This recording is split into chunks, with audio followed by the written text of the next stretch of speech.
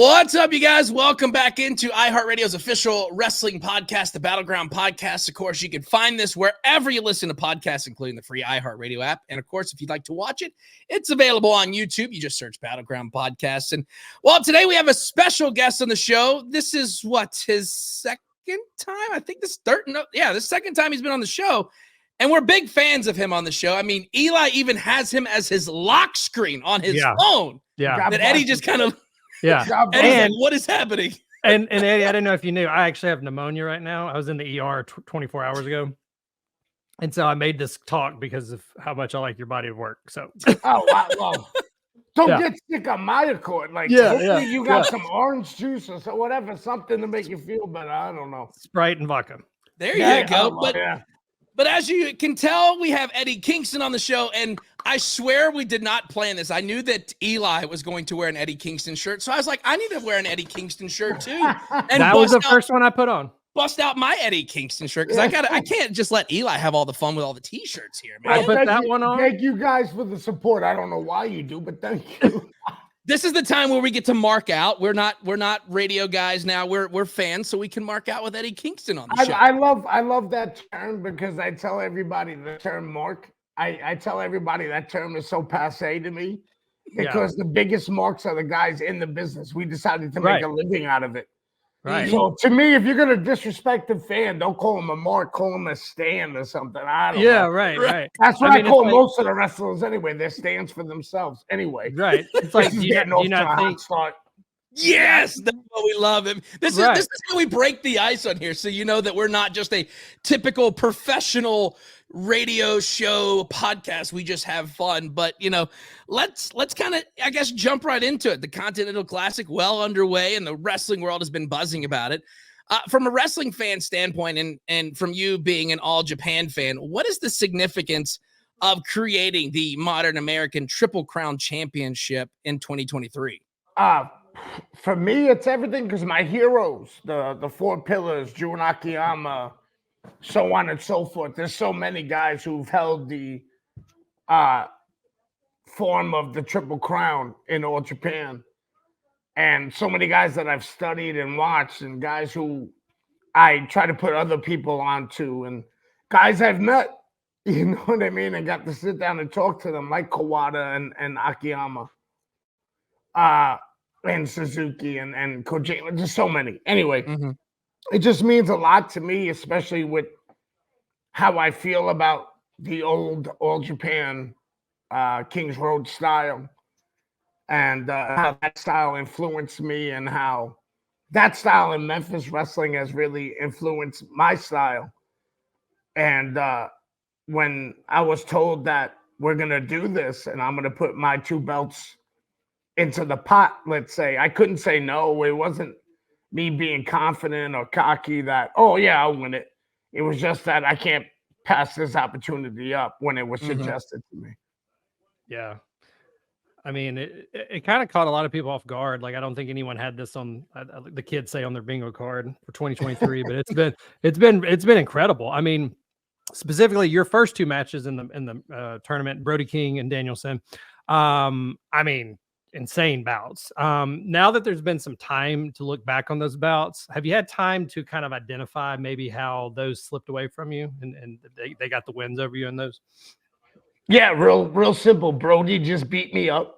He was bigger than I am. I don't really change my style. I am what I am. You know what I mean? I don't have a game plan. You punch me in the face, everything goes away, and I'm just gonna I'm an emotional fighter. It's just the way it is, you know. I've tried to be calm and cool, but that's just not me in there when I fight. Yeah. My an old friend who I used to train with in Muay Thai would say it all the time. He would just be like, God, you're such an emotional fighter. They would be like, we know someone caught me, because I would just walk them down until I got them in the corner and just start laying in body shots. You know? And they were like, oh, Eddie's mad. They would just know right away. Or they'd be like, oh, that kid caught him. But Brody just beat me up. He was, he was a better man that day. Bryan, it's hard to tell with Bryan. Guys like Bryan and Mox, guys who I've wrestled a couple times, mostly Mox more, who I've never beaten. kind of that weighs on you, that weighs in your mind. And I try to go in there and I try, like, I'll stay calm with Bryan, don't let him bait you in, this and that. But he does every time because he has that stupid face. You guys don't see it. He has this stupid face he makes where it's like he's better than you, or he's kind of laughing at you for trying something. Yeah. And you're like, I'm like, yo, man, I've had 2 Muay Thai for what? And then I get annoyed, and then we start throwing haymakers, and Bryan has got the better of me every time, just like Mox has. And that does play into it, but you just still got to go in there and fight. It's just, you know, like I said, Brody just outbeat me up. And Bryan, kind of like Claudio used to do, just got under my skin and got the better of me. They know those Blackpool, whatever, combat, stupid shit with the Be Real and that jiu-jitsu dumb shit. Even though it's Mox, I got to be like, oh, that's cool. But inside, I'm like, what is this? Like, what the hell is this, guys? Like, They know how to get under your skin. Yeah, they all know how to. And I just think it's dumb because it's Bryan and Claudio, to be honest with you, and Yuta. If they weren't in, I don't need to be in that thing. Me and Mox are cool. We got our own, you know, we go our separate ways. We're like brothers. We'll fight and then see each other on Thanksgiving and Christmas and be like, oh, yeah, how's everything? Like nothing ever happened. It's just what we've been doing for over 10 years. But Bryan, Claudio, and Yuta just, they've got punchable faces. Yeah, not my people. Not my people. So, you know, your first points in the tournament had to be extremely rewarding. I mean, you beat your longtime rival, Claudio. Thus far, the longest match of the tournament. How gratifying is it to defeat someone you've had such a storied past with, especially after kicking his ass and dethroning him and taking away that ROH World Championship from him? I felt great. I felt that I had the edge in that match because of the last match. Yeah. And I know how much that bothers somebody, a competitor like Claudio. Look, I can say whatever I can say about them as human beings or whatever. That's just my opinion. Opinions are like assholes. Everyone got one and they all stink. You know what I mean? But it's my opinion. People like Yuta, Bryan, and Claudio are the top of this business for a reason. And they're great athletes, great competitors, great fighters, great wrestlers, whatever you want to call them, sports entertainment, whatever you want to call it, whatever buzzword is for that day. But to me, they're fighters regardless. They are the top of the list, but I know how it feels when you get in there with someone who's beat you before. And it's always, like I said, in the back of your mind. And I think I knew I had the advantage with Claudio when he started striking back with me, because he usually wouldn't do that. He would hit one strike and then he would try to suplex, or he would try to take me down and hold me down. But in this fight, it felt like he wanted to be more machismo, I guess you could say, than me. Because when we started slapping each other, I was like, oh, God, I got him. I got him off his game plan. This is not him.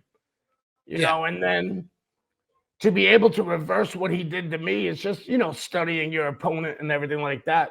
I just felt more confident there because of the win before, and I felt like that was in the back of his mind as well. Yeah. Well, speaking of...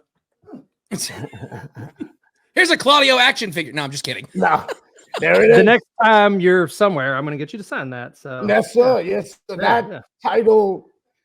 I talk about the New Japan Strong Openweight title very positively because I'm trying to build off the legacy of the other few champions that they've had. So I'm trying to make that championship mean something, and it having the NJPW name on it is a dream for me, and also responsibility to have good fights every time I go out there. But the Ring of Honor World title, a lot of people don't know, when I first broke in, Ring of Honor was about 4 or 5 shows deep, maybe 6 shows deep. And that was the spot everyone wanted to go to. You know, you wanted to go to places like IWA Mid-South and CZW on the East Coast and stuff like that, because they were the ones that were selling the most. Ready, ladies and gentlemen? VHS tapes on Smart Mark Video. So you wanted to go there so more eyes were on you. Yeah. When Ring of Honor came, they were such a different product Not that everybody was trying to be ECW. They were trying to be more extreme than ECW. Mm-hmm. For example, CZW now, at the time, I don't know what they do now, but at the time they called it ultra violence. So they were trying to take a step beyond ECW, and Ring of Honor went the other way. They brought the more of the sport into it. And that's where a lot of us who just broke in wanted to go. And then you have my mentor, Homicide, who was there, who was the world champion. Low-Key, who was the first world champion. Xavier, rest in peace, who was the second ever world champion. Then you had Samoa Joe, who went on that incredible, amazing run. Then you had guys like Nigel McGuinness, Jerry Lynn. There's a who's who. I could keep going. Christopher Danielson. There's so many names that you can go through as that world champion.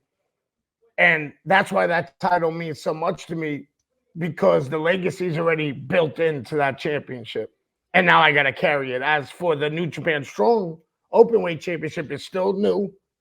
And I'm trying to be, I guess you could say, I'm trying to be the Samoa Joe of that and trying to add a legacy to it. So whoever does beat me for it next now has a legacy already built in to carry it on. But both titles mean so much to me. It's an honor, and I love the pressure of it. You know what I mean? Of being those two champions. I just love it because, pressure makes diamonds, whatever cute thing I can say. But for real, this is why we get in to the sport, is to be a champion. I feel like, you hit a certain place in your career. If you're not trying to be a champion, then what's the point? Right. That's just my opinion. I know other guys just want to go in there and beat people up. I know other guys just want to go out there and entertain. But the way I entertain is by fighting and winning and trying to be a champion. That's me. For sure. And that's the thing, is like me and Eli, we've talked about this. I mean, ever since, following your career at the early days of NWA back then when we recently did it. And then all of a sudden when you showed up at AEW to challenge Cody for that TNT title, I was like, if Tony does not sign him after this match, somebody's about to sign him and they're going to regret it. And it's great that we're giving you your flowers now that you can see this, that you're the champ, because me and Eli, big fans, as you can tell. I mean, normally we don't get this blabbering on a show when we have a guest, but big fans of yours. And it's very much well-deserved that you've got gold and silver around your waist. Thank you. I appreciate it, man. It's just, it's still weird to me that people like me for me doing what I love to do. So that's why I think it's weird, because it's just, I fight, I wrestle. I was going to do this whether I had fans or not. You know what I mean? Yeah, you know what I mean? So anytime I see anyone with a shirt or anyone I hear buys an action figure, which still trips me out. Or, you know what I mean? Or if anyone calls me a bum or has a sign that says Eddie Kingston sucks or Eddie Kingston's great, I don't care. I'm just like, why do you care? I'm just out here trying to live my dream and do my best life. But I ask, why do you care? But inside, I'm like, thank God you do. Yeah. And you talk about the action figures. I mean, you look at that AEW roster, not very many have certain store exclusives, but I saw an Eddie Kingston Walmart exclusive action figure the other day when I was out shopping around. I mean, that's still got to be cool that you have an action figure. It's nuts.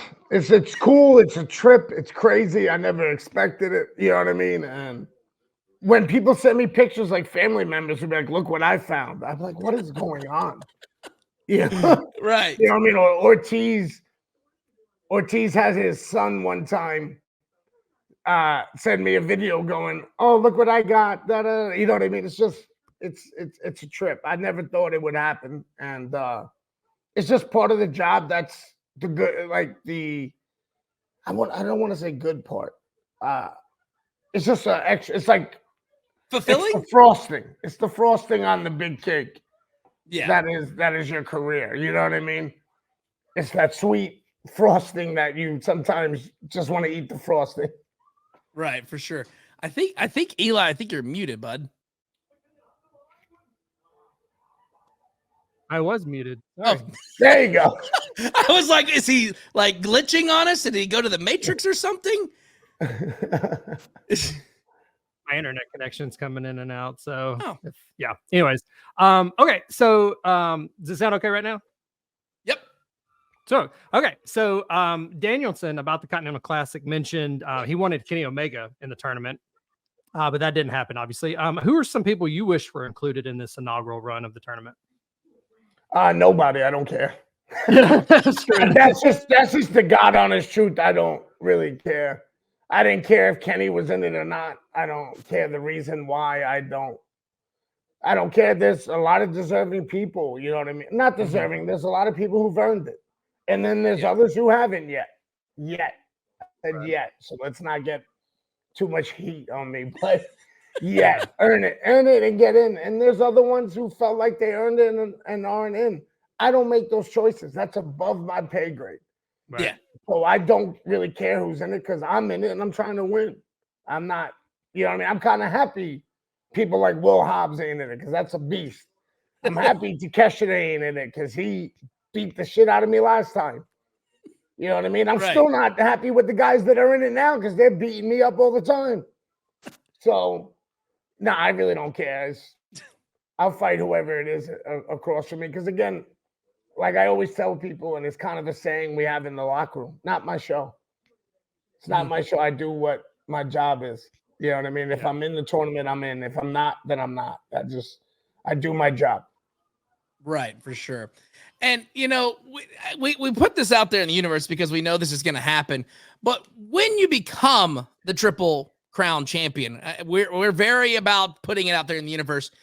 Oh, I know the answer to this. Somebody has to because I got to win every match now. I can't even have one little day off. Right. I did it to myself, but, you know. I don't like anything easy. I don't like anything easy. I like to do things the hard way. My mother used to say that to me all the time. You always pick the hard way. I go, but that makes you the person who you are. I mean, if you pick the easy way, I mean, you would just be kind of sitting there, you know, not doing anything. But that's what I like to think. But, you know, once you win the Triple Crown, do you plan to take the belts to other promotions and defend them across the world? That's the goal. But again, like I said, not my show. You know what I mean? I would love when I do win. There you go. See, universe. Yep. When I do win, I would like to defend all three belts together as one, as a Triple Crown. But I would also like to do it separately as well. I would like to defend the Continental just by itself, or the Ring of Honor just by itself, or the Strong Openweight Championship as itself, and also together. Would I like to go to New Japan and do it? Yeah, of course. Would I like, if my body lets me, it's not the schedule, it's my body. If my body lets me, I would love to go to certain independents like Defy and AIW in Ohio and other places. I wish I can. I'm not trying to be an asshole. I just can't remember right now. My brain is trying to name all the indie places. Hey, we're getting close to Christmas time. It's okay. Yeah, Hog is another one in New York. I would like to. Again, if my body's willing, I would love to do it. You know what I mean? And again, when I do win, that's my goal, is to defend all three at once and also all three separately. I'm telling you, New Japan would be fun. That would be fun. It would be insane. Sorry. So speaking of that, AEW has brought in some pretty big New Japan talent over the last couple of years. Jay White, Aussie Open, and then of course the big. Oh, he's in and out. He's in and out. He's out again. Will Ospreay. I heard Will Ospreay. Oh no. You're still muted. Still muted. Oh no. I'll finish it. So we talking about Jay White. I know the feeling. I did it on Conrad's podcast with Shivani. I was trying to show him Jun Akiyama versus Kobashi, June of '98. And I kept going in and out to the point where I'm trying to reschedule it so I can actually have a good one. I get it. Technology. Sometimes it's good. Sometimes it's bad. I don't trust it. Skynet's real. Skynet is real, folks. It really there you go. There you go. Yeah. Hold on. Is he there? Is he there? Did he go away? Yeah, it went away. Oh, no. Oh. It goes in and out. 1 minute. we'll get the technology is a pain in the ass at the time, but I'll kind of he'll jump back on, but I'll kind of finish that question up. So AEW's brought in some big names from New Japan. Jay White, Aussie Open recently, Will Ospreay have all signed with the company. What do these big international signings say about AEW as a brand and pro wrestling as a whole? It just means that we're in the game, man. That when the boys and the girl, when I say the boys, I also mean the females as well, because that's what they are. They're also wrestlers. They're also the boys. When the boys want to come to AEW, that creates a buzz. You know what I mean? When free agents want to come to AEW and improve the product, that helps us build the buzz, and that helps us show that we're not just some rinky-dink place. You know what I mean? Yeah. When international, I guess you could call them stars. I guess I can be politically correct. International stars or whatever want to come here. You know what I mean? It helps the product, and that's, like I said, that's what I'm about. I treat AEW as if they're the Yankees or the Giants or the New York Giants or the Knicks. Like, this is my team, so of course I want the top free agents to come here. So when that happens, I'm happy for the team. You know what I mean? Until they piss me off, which a lot of them do constantly, and then that's it. Then I got to fight them, or they tell Tony they'll never fight me. I've heard that before. I'm not going to say who. I'm not going to say who, because I'm not. Come on, you know you want to say who, so we can make headlines. They know who they are. They know who they are, and they're probably watching this. They know who they are. That's all that matters. And we're not one of those shows that we don't try to poke the bear at all. Eli said he had to jump off something wrong with his internet, but this Saturday you've got a big fight against for you this Saturday on Collision. Andrade in a Continental Classic match. I mean, he's had an impressive run so far in the tournament. What is your mindset going into the bout, and what do you have to do to secure the victory? I got to hit him with the back fist a lot, and probably hit him with the Northern Lights bomb. Hopefully that works, so I don't have to do the power bomb. But, or the Kawada bomb, as I call it. But not with Andrade. He's so good in the ring. It's scary. You know what I mean? How smooth he is and how violent he can be.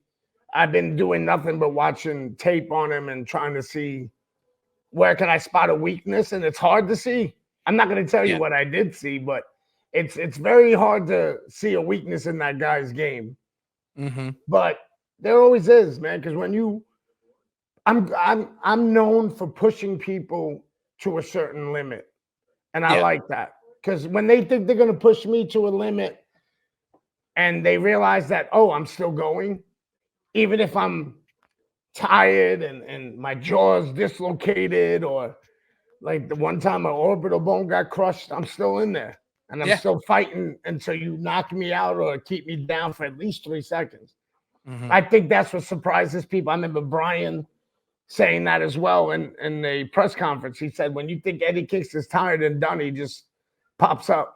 And I do. I come with that right hand real quick. You know what I mean? I'm trying to get one. I may not be able to string things together, but I'm trying to get that one punch in, Right. Or something. But I think that's what Andrade has to worry about me about, is that I'm going to push it. Whether I see a weakness or not, I'm going to keep pushing it. And also, I got to make things up in my head to be mad at Andrade, because I can't fight. I can fight people who I respect. I have before. You know what I mean? But I like to fight people when I make things up in my head and make it personal for myself. So I already got that in my head already. Like, he's probably never done any. Yeah, he's never done anything to me wrong, or to anybody that I know of. You know what I mean? But I'll just make things up in my head so I can get ready. You get in the back and be like, why'd you hit me so hard? Just don't worry about it. It's okay. Nah, man, things have to come. I'm trying to win. For sure. Now, the most important question is, as you could tell, big belt guys here on the show, have you seen the new belt? Or are you kind of superstitious where you're like, don't show me, like when people don't touch the Stanley Cup? No, I would probably, if Tony Khan said, hey, who wants to see the belt? I would probably be the first one, like, nah, get out of here. I don't want to see that. I don't even like touching a belt that I didn't win. You know what I mean? In the ring. I remember one time I beat up Miro, and I went to pick up the TNT belt, and I was like, nope, Don't want to touch it until I win. That's just the thing with me, you know. I Like got you. at Corrigan Hall, ready for this sentence that I thought I would never say. At Corrigan Hall, before my match with Kingston for the strong open weight championship, Rocky Romero went to go hand me the belt because Kenta left it in the ring, and I said, "Rocky, get that shit away from me. I didn't win it. Get it away from me." Me and Rocky bust each other's chops. So he was like, "Oh, I knew you were gonna do that." I was like, "You son of a bitch." But no, I haven't seen the belt. I don't think anyone has really. Mm-hmm. You know what I mean? Tony Khan likes to keep things, as they say, surprise filled or kayfabed, whatever you want to say. You know what I mean? He likes to do that, you know? Yeah. So I kind of like that. I kind of like not knowing how it looks, because the bottom line is it's still a championship, whether it's pretty or not.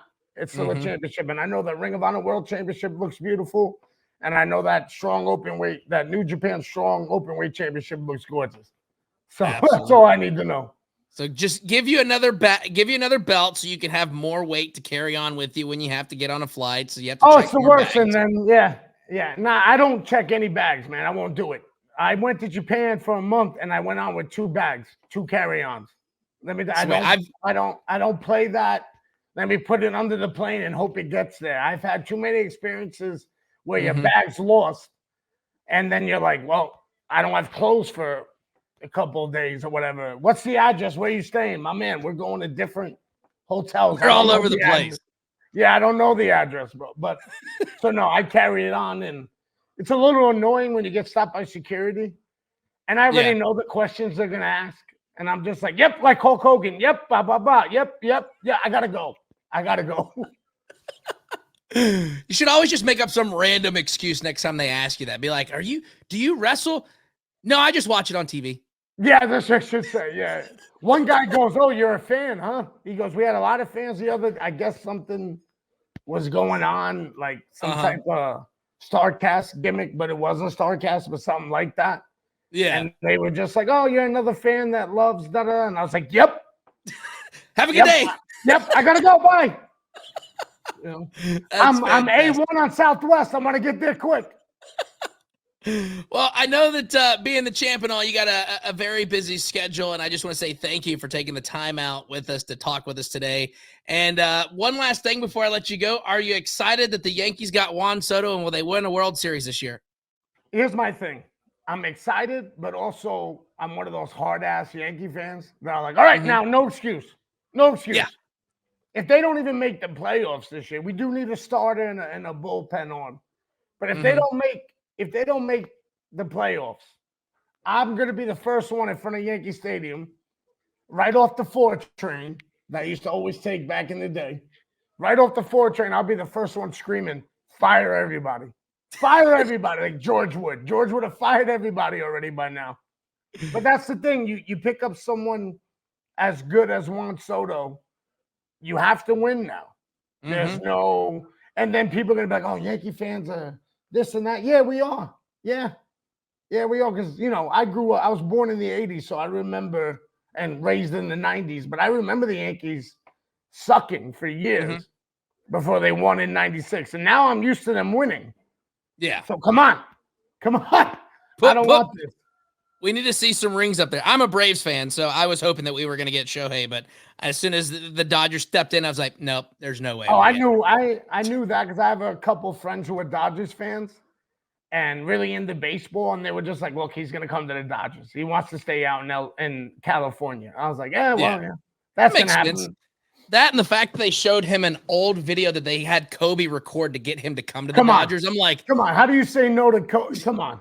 You can't. So come on. If they would have done that for Mickey, if they had Mickey Mantle or something. Hey, it's Mickey Mantle. Juan Soto, come play. Yeah, out of nowhere years ago. How did he even know my name? Oh, don't worry about it. AI or whatever. We got it. Well, Eddie, again, it's an honor to have you on the show. We're looking forward to getting you back on once you get that Triple Crown title. And I just want to say, you won't see him in the background. They'll probably be in a bag, just laying there. And I'm like, I'll pick. They're by the front door when you pick them up when you leave. Yeah, when the Uber driver comes and drops off the food, when the Uber Eats, there's the belts right in front going, "Oh, hi." No. Well, Eddie, again, it's an honor to have you on the show. We're looking forward to seeing you get that Triple Crown title, and best of luck for everything with you. And thanks for coming on today, man. Nah, man, thank you guys so much. Like everyone says, oh, you're busy, you're this and that. Man, I'd rather be busy than not. This means I get the way I look at it is when I'm getting asked to do interviews or when I'm in the ring wrestling every week or every couple of weeks, it means I'm doing good at my job. You know what I mean? So thank you guys. If they don't ask for an interview with me, I go, well, I guess I'm not as over as everyone says I am. Well, you can ask our friends over there at AEW that you're usually the name that we always ask for when we ask for somebody. So I just want to thank you guys. I want to thank you guys for that because again, like Ortiz and my girl like to bust my balls if I get recognized at the airport or something. They'd be like, oh, and I'm like, what do you mean? It's one person. They're like, yeah, but that's and I'm like, it's one person. I like to think. Maybe because I'm too humble. I don't know. I don't even think I'm that humble, but I have a vision in my mind of what over is. And that's guys like Terry Funk. That's guys like the Rock and Roll Express. That's guys like Steve Austin. That's guys like Hogan and Nash and, Attitude Era or the 90s era. To me, that's over. So when I start not being able to walk through an airport and I got to get a private jet or whatever it is, then I'll tell you. With no humility, then I'll tell you I'm over. But until then, I'm not over. Well, you're over in our book. So and I can give you a lot of people's social media that shows that you're over as well in all of our books. If you notice, look how uncomfortable I'm getting as you say it. Well, I'm telling you, we're fans, and it's so that you're getting your flowers now, and we need to see more titles with Eddie Kingston's name on them. Man, I just want thank you, and if me winning a championship means more people watch pro wrestling, especially AEW. I'm not going to front, of course, AEW. Then, yeah, I'm all about it.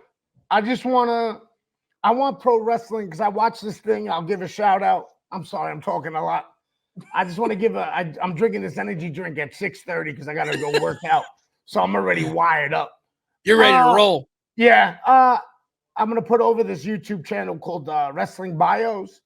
They do a thing called Reliving the War. He started doing it during the pandemic to basically entertain all of us. Yeah. And I see the numbers that WCW and WWF at the time did. Like 3 point something, 4 point this, 5 point this, that's what I want. So, of course, I want that for AEW first. You know what I mean? Everybody can eat, but my company got to eat first, Yeah, you get first dibs at the line. Yeah. So. I just want pro wrestling to get back to that. So I hope everyone enjoys AEW and New Japan and WWE and the independents. I just want pro wrestling to be back to where it was, where there was 8 million people or something watching. So thank you to everybody who does watch. Thank you for everyone who hates on it but still watches because you're still watching, though. You see what I'm saying? You're still watching. I want to thank everybody for that.